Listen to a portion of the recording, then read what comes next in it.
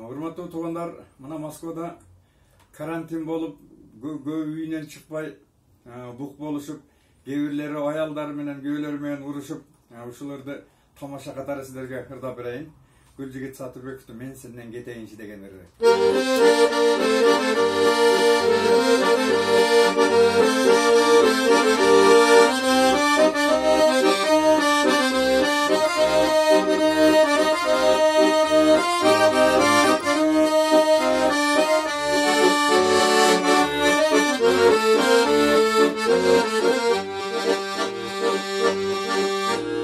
Tamak yok hala dilli, kurap kaldı, kültükte bir kıyıncu, kurap kaldı, karantinide yattı, kavar gelgen, vuruşup kadınga söz, ötme kaldı.